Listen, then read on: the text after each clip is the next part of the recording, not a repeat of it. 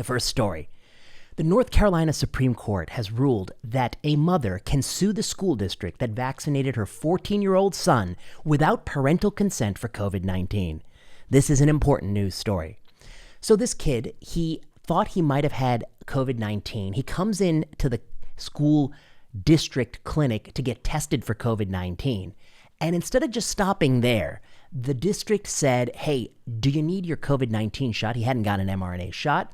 And he said, I don't have parental consent. And they went ahead. One coworker told the other one, just give it anyway. And they went ahead and gave it anyway. And now the mother has won the right to sue in court. Well, I see a lot of people online saying that for her to be successful in suing, they have to prove damages, that this kid was harmed from this vaccine. I want to stop right there. I think this represents the absolute worst of public health. It's absolutely unacceptable. Number one, should this 14-year-old have even gotten the COVID-19 vaccine? I think there is no credible evidence that a boy that age derived any benefit from this vaccine. End of story. That's the first point. Number two, the risk to this boy is tremendous of myocarditis. That risk was at least 1 in 3,000 per the Israeli study. It's very likely that this shot was on average a net expected to harm to this boy.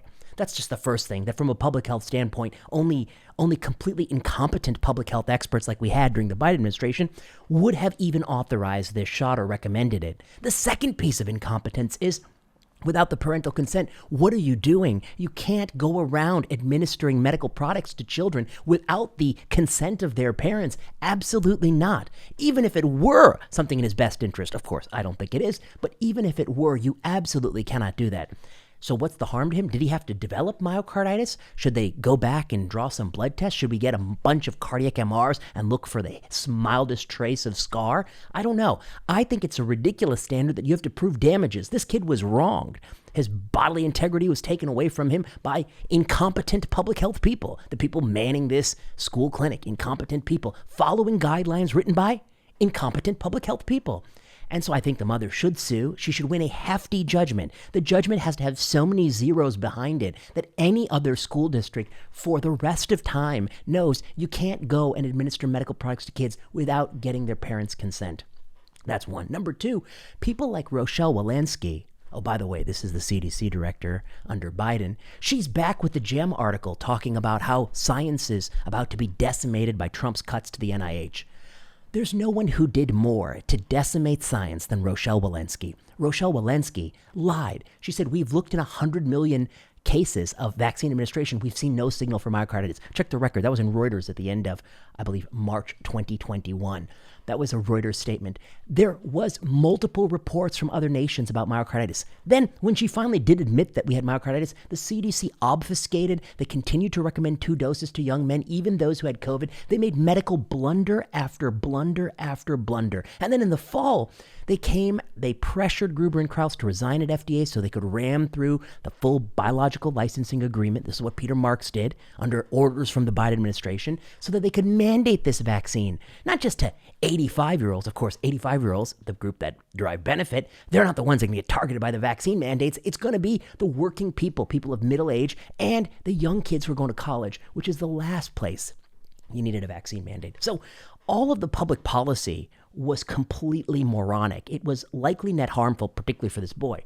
Then on top of it, they take away autonomy. They take away people's right to have bodily autonomy. That is even worse when you're making the wrong medical decision. And this case is even worse because they didn't consult the parents. So she should sue, and they should win so badly.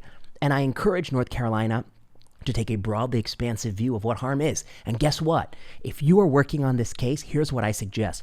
Put the kid through cardiac MRs with gadolinium enhancement. Try to find any evidence that there's any organ damage at all, because the court doesn't follow the standards of medical evidence. Of course, I wouldn't personally be persuaded from a medical standpoint that that's direct harm, but the court is the court of public opinion. And so if you just create a pretense that there is some harm to this kid, you should be able to win. I don't think you should have to prove harm to the kid to win. I think you should win on just the facts of the case, that you did this against the parents' will. It was an idiotic thing to do. On average, this kid might have done fine because, most people do fine. Had he gotten it or not gotten it, most kids are going to do fine. But they should lose that court case. That case has to be lost. And so you have to find harm and pin it to this. And, of course, the standards for court cases are very different than medical cases. So I don't approve. I mean, I think that they're just very different settings. The court case sets a different precedent. Of course, if you're publishing a medical paper, I would like to see a broad population study of, et cetera, et cetera. All right. Next point. Columbia University. Oh, no, that's not it. The MMR vaccine in adults. Oh, this is tied to the first point. The MMR vaccine in adults. I saw right now, there's some measles outbreaks, and the best thing you can do in a measles outbreak is to find people, kids in particular, who have been right around the outbreak epicenter, who have not received any MMR vaccines, and give them the first dose. That's the single best thing you can do to quell the outbreak. I saw an article, and it said, and in case you're worried about measles, if you're an adult, check your vaccine card, because those born between 1957 and 1989, you might have only gotten one dose. And if you've gotten one dose and you're living in a different area, you should go back to, or if you're unsure if you got the second dose, you should go to your doctor and ask to get that MMR booster. And this is, to me, again, another great example of public health being idiotic. With COVID-19 vaccines, focus on elderly, non-immune people. That's where the vaccine will have the greatest benefit. Don't focus on kids. Don't mandate it. That would be a stupid thing to do. MMR, focus on outbreak hotspots. Find kids in those areas who have not received any doses. Give them one dose. That's what you do. Don't create a culture of paranoia where every Democrat in a city, left-leaning city, who's still masking all the time, is going to check their immune card, see that they don't know for sure if they got that extra MMR dose, run to their doctor and get an MMR dose at the age of 57 when they're living in San Francisco and there's no measles outbreak in San Francisco. Okay, don't create a culture of paranoia. Focus on what matters. Don't misplace your effort. And this is what the advice I'm reading in this, I believe it was either Slate or one of those low-level rag publications, but it was the advice given by a public health expert. Public health, I said before, public health, one of the real rots of public health, I think, is there are just so many people in this field who are just not competent people. They have moral righteousness, they have a strong political bent, but they lack basic competence, they lack pragmatism. I don't know what went wrong in this field, but the pandemic showed that they betrayed everybody with their incompetence. They have forfeited the public's trust. They're totally done. The cuts they were taking now, it's just the tip of the iceberg. In the next 25 years, you know what's going to happen to them? They're going to be further decimated. Okay, I think they've done so much damage, and they just keep doubling down. They don't learn their lesson.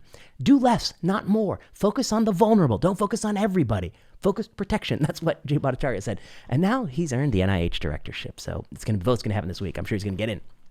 They still don't learn their lesson, okay? They've been so resoundingly defeated in the polls, in the court of public opinion. Even the New York Times, that terrible newspaper that covered COVID wrong the whole time, has a news story with Michael Barbaro on the Daily where they finally admitting that the lockdowns might be misguided. The pendulum is swinging back.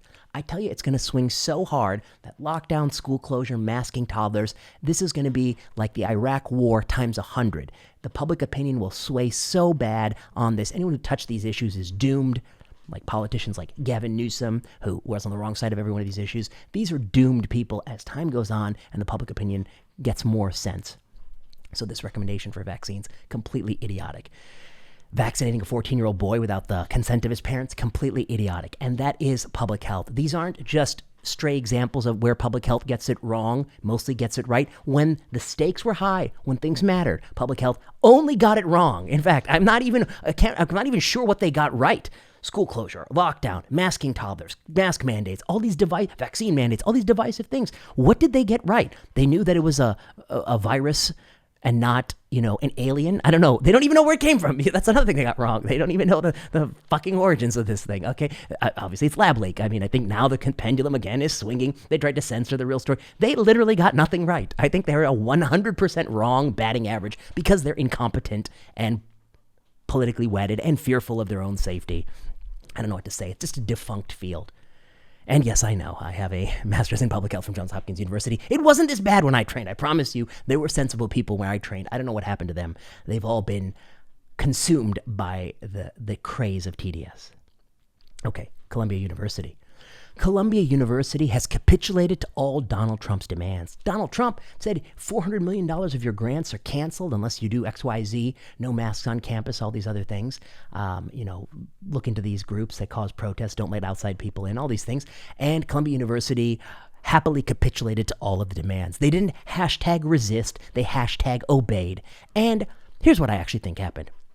I think all the senior leadership in Columbia University, they are grateful that Trump gave them a reason to do these things. I think they didn't want the protests. These are like, seasoned administrators. They just want the students to shut the fuck up and go to class. Okay, don't give me any headaches. Okay, students. That's what I'm sure the top senior leadership. And then finally, Trump comes with all these policies, and they're like, yeah, hey, I didn't do it. I was fighting for you guys. But now they're happy to get what they really want. I think that's what the senior people want. 2, I do think students should have a right to free speech, of course, and protests are important. I do think that there are questions of when they go too far, and banning masks on campus, I think, is completely reasonable. It has nothing to do with any respiratory virus. That's, in my opinion, a mental illness at this point. It was always incorrect based on the evidence. Now it's become a mental illness level belief, and it's held by people in a cult on the political left who still hold that belief, and they won't be allowed to do it because they're doing it broadly to shield identity from video cameras, etc.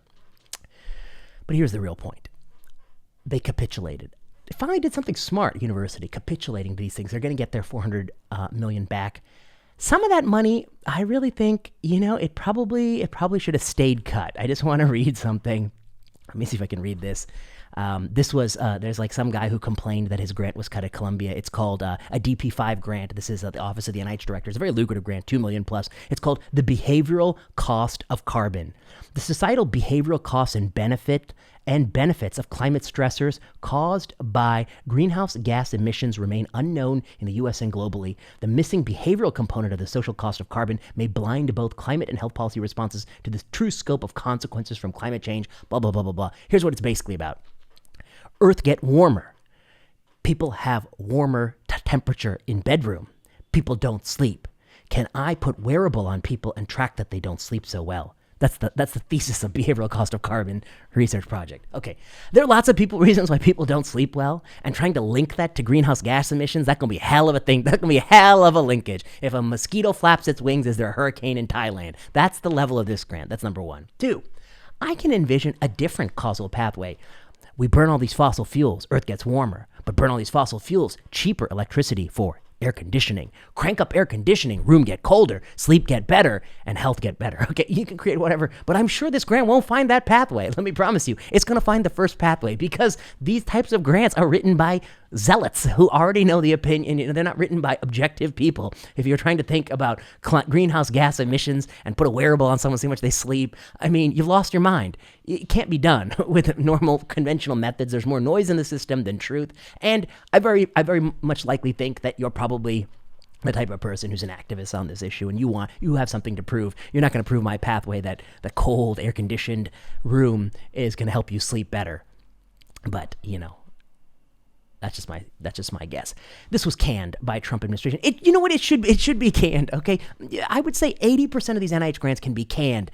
There's all these people complaining that I had a grant on equity and diversity. You people, you just took advantage of the fact that was a buzzword a few years ago. It should never have been a buzzword. The Biden administration went whole hog on those crazy buzzwords.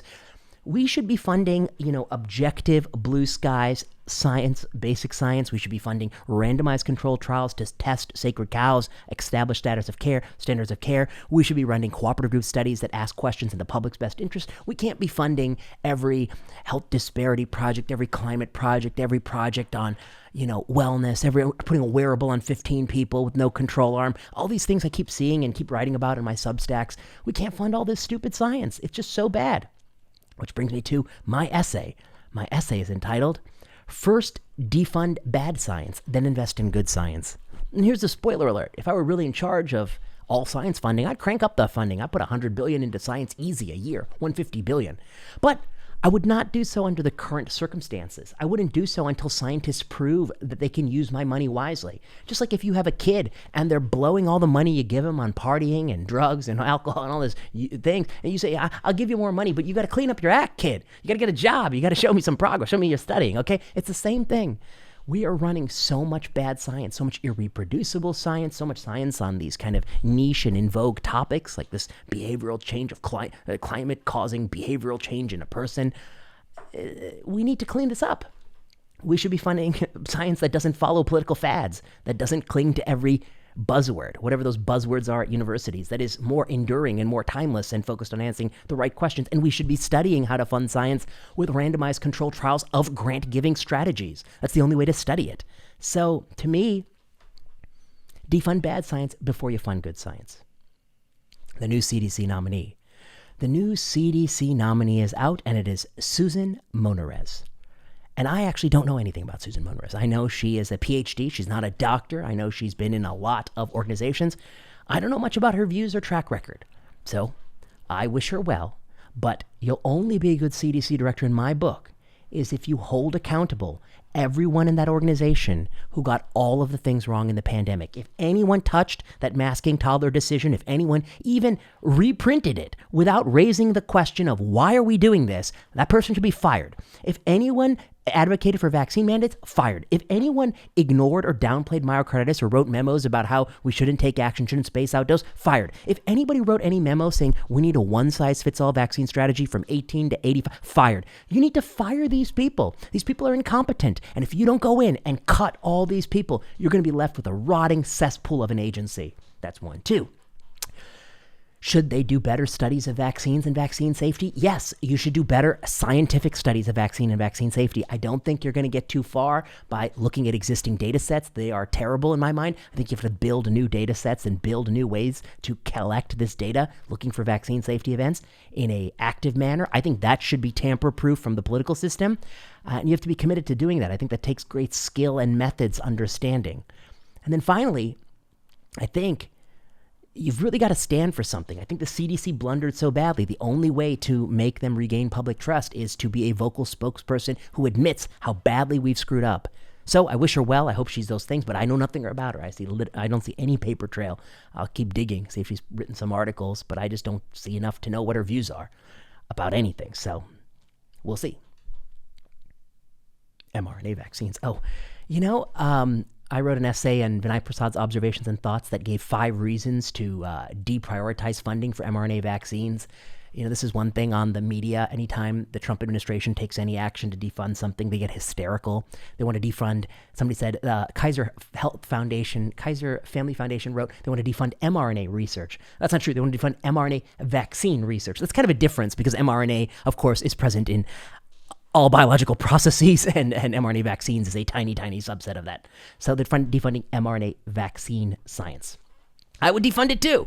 I mean, the cancer therapeutic vaccines is the lowest pretest probability of any therapeutic class in cancer medicine. We've had 40 years, hundreds of candidate compounds. The only thing that ever came to market was Provenge, and that study was flawed. You can read my paper from 2013, I think, Hardwired Bias in the Mayo Clinic Proceedings, and I've lectured about it extensively. That's the only success, and that's a failure. Why are you going to invest in those things? The problem is not delivering the antigen to the person. The problem is that a cancer patient's immune system is usually so senescent it can't reactivate. That's cancer therapeutic vaccines.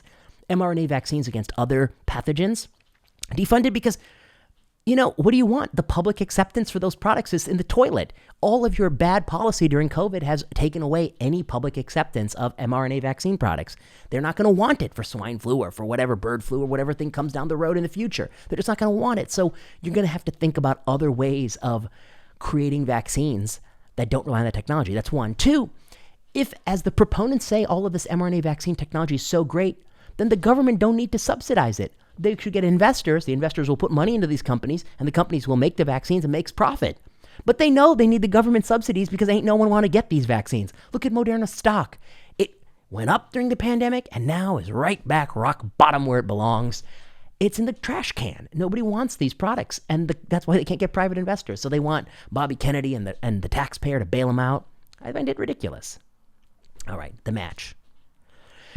Just 4 or 5 years ago on Match Day, where the medical students match into residency training programs, you would go on Twitter and you would just see everybody posting where they've matched and happy to go here, there, and all the programs will post their lists.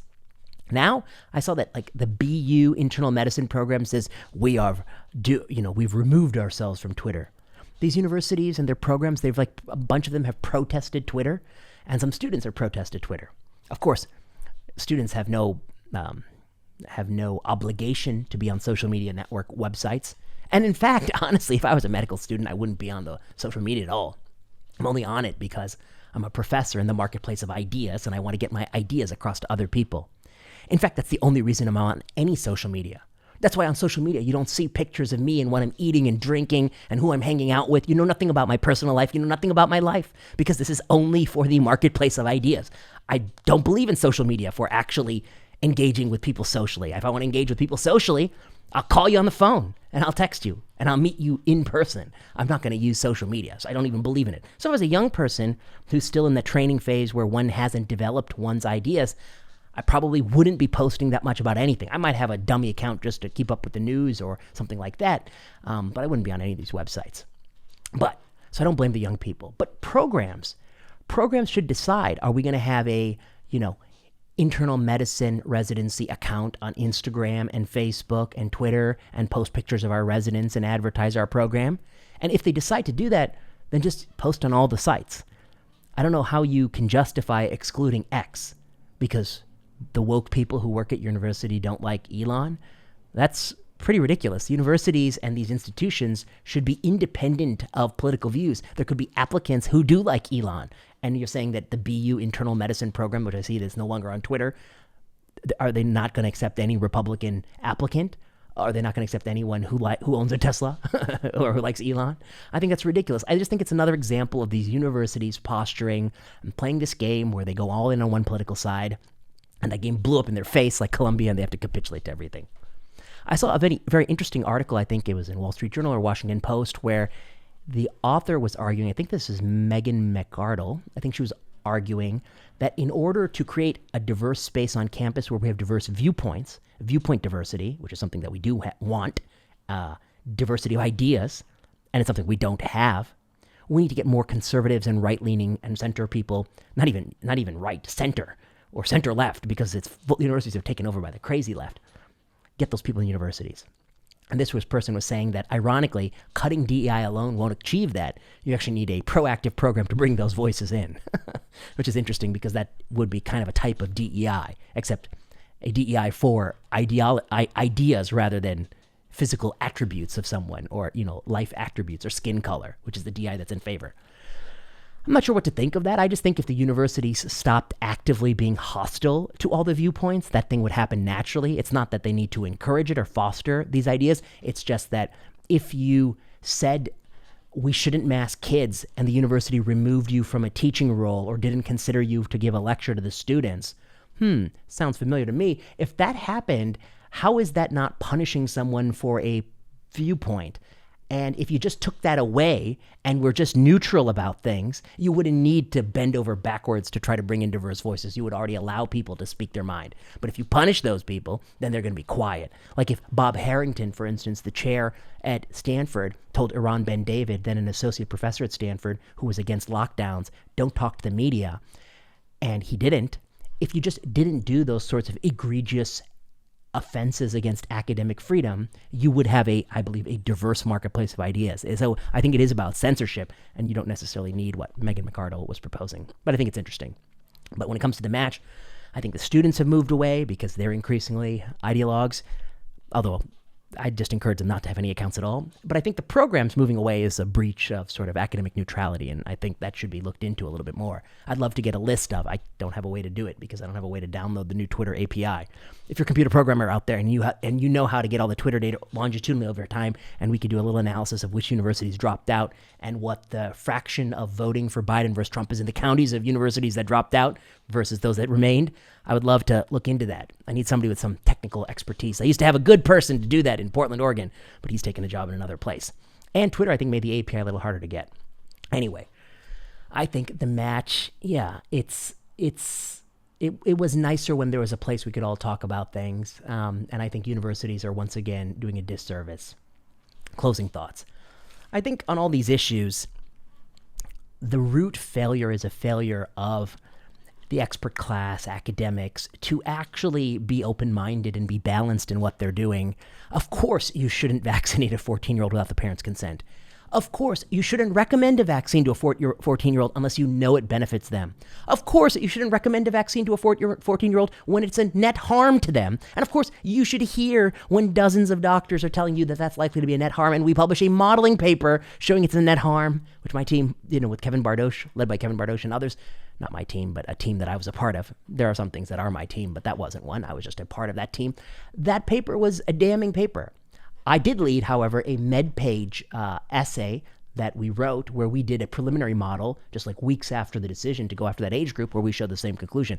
You have to listen to these kinds of things because that's a big screw up and you forfeited trust in the public because you're not balanced in anything you do. And across all these issues, it's just not balanced. Defund bad science. You're not balanced in what you're funding. You're funding crazy ideas. Columbia capitulating. Well, that's because you were allowing things to go on that were not balanced. mRNA vaccine technology. You're not balanced when you keep praising it. It's not going to be some miracle. Look at the history of these products. Cancer therapeutic vaccines is abysmal. And leaving on the match, empty protests. All right.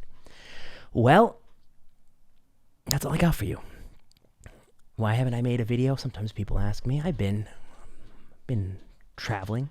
I have things to do, things that I don't discuss on this thing. Because again, I'm mostly a public person only in the marketplace of ideas and not a public person as a individual person. I do encourage other people that that's the right balance. One last plug. There's a really nice article written on Sensible Medicine. This is by Colton Lipford.